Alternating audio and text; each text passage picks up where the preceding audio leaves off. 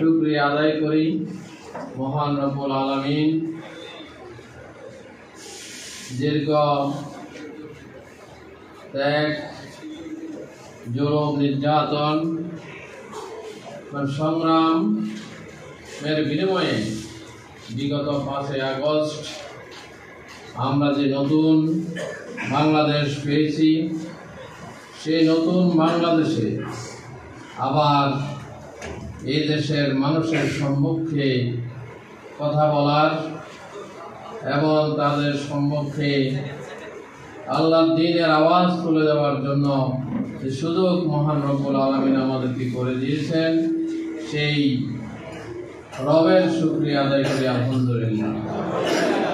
দরুদ এবং সালাম আমাদের প্রিয় নেতা, আমাদের প্রিয় নবী, মানবতার মুক্তিদূত সাইয়্যিদুল মুরসালিন মুহাম্মদুর রাসূল সাল্লাল্লাহু আলাইহি ওয়াসাল্লাম স্মরণ করছি। আল্লাহ রাব্বুল আলামিনের কাছে দোয়া করছি, যারা যুগে যুগে এই আন্দোলনকে এই জমিনে প্রতিষ্ঠা করার জন্য নিজেদের সর্বোচ্চ ত্যাগ স্বীকার করেছেন, শাহাদাত বরণ করেছেন, আল্লাহ রাব্বুল আলামিন তাদেরকে শহীদ হিসাবে কবুল করুন, জান্নাতুল ফেরদাউস দান করুন। বিশেষ করে বাংলাদেশের এই নতুন পরিবেশ আনয়নের জন্য যারা জীবন দিয়েছেন, যারা ওই ফ্যাসিবাদী সরকারের বিরুদ্ধে লড়াই এবং আন্দোলন করতে গিয়ে শাহাদাত বরণ করেছেন, আল্লাহ রাব্বুল আলামিন তাদেরকে জান্নাতুল ফেরদাউস দান করুন।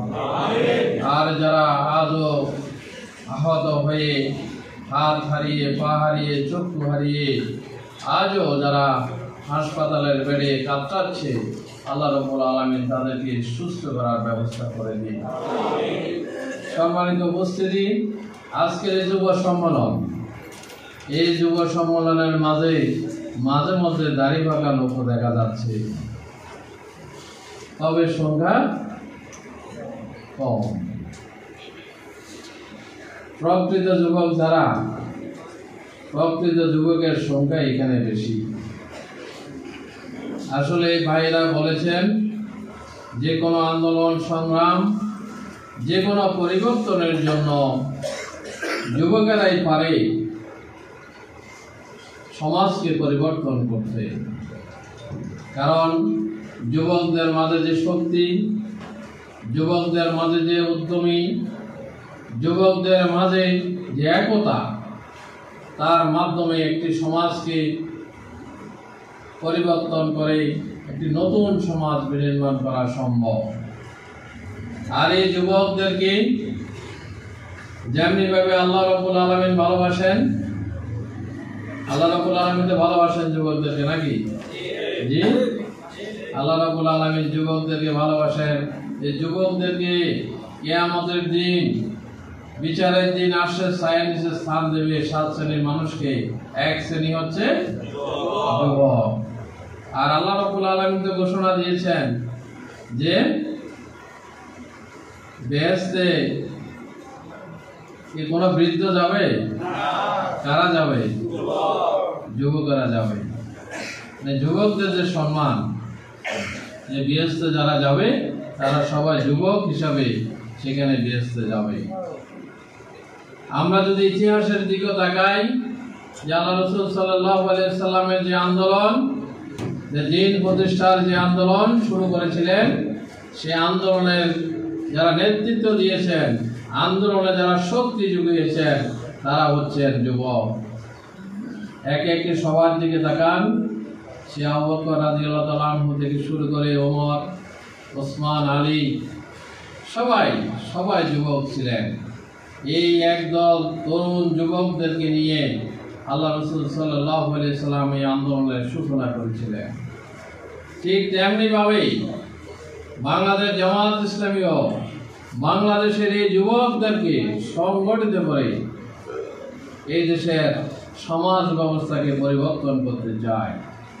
কারণ আমাদের সমাজ যেখানে যুবকেরা আজকে অবহেলিত,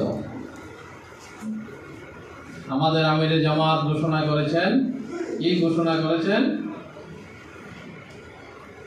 জামাত ইসলামী যদি রাষ্ট্রীয় ক্ষমতায় যেতে পারে তাহলে যুবকদের জন্য তাদের কর্মসংস্থানের জন্য ব্যবস্থা করবে।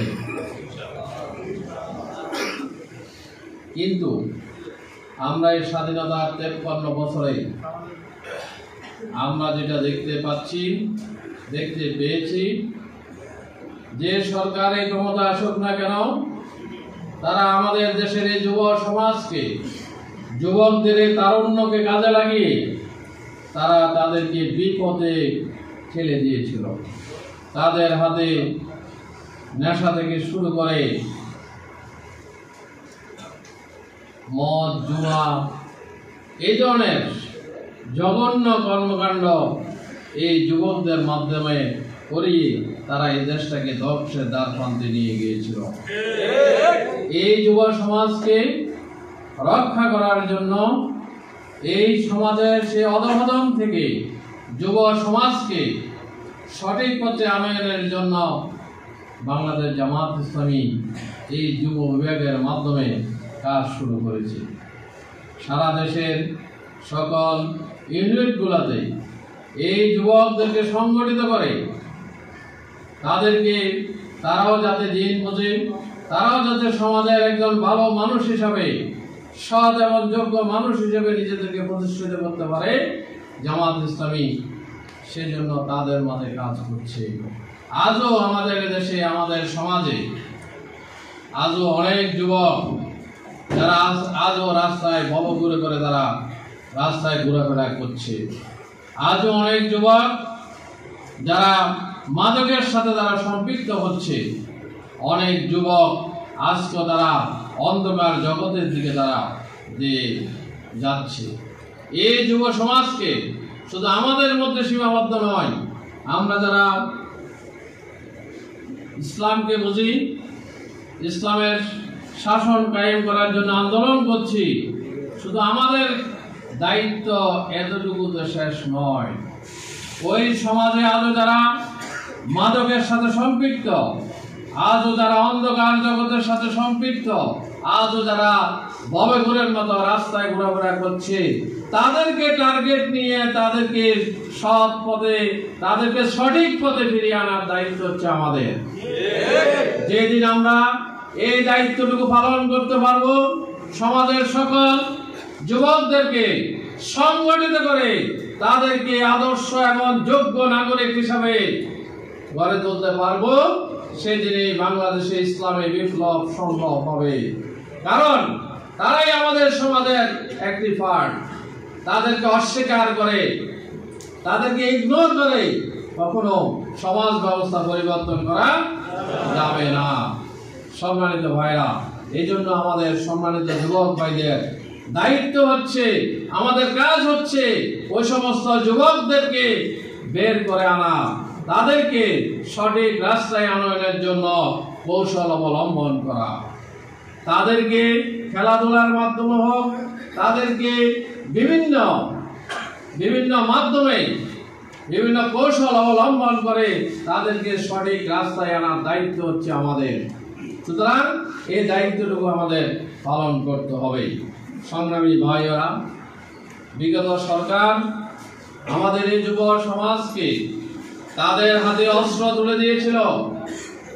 আপনারা জানেন, যারা এই 24-এর আন্দোলনে যারা আমাদের ভাইদের উপর নির্বিচারে গুলি করেছিল, তাদের অধিকাংশ ছিল ওই বখাটে যুবক।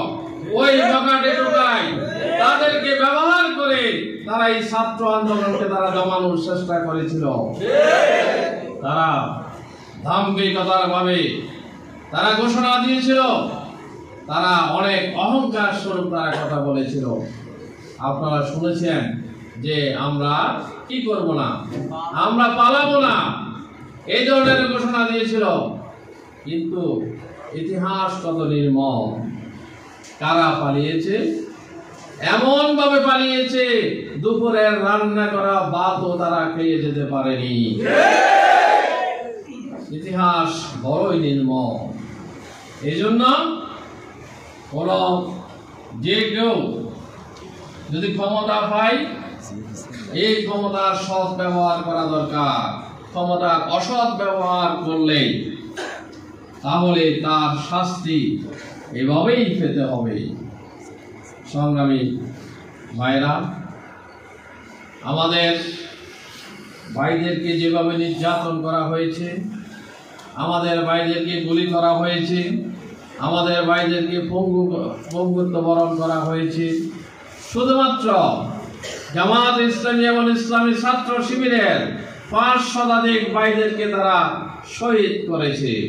এরপরে এই ছাত্র আন্দোলনে প্রায় 1,500 ছাত্রদেরকে তারা হত্যা করেছে।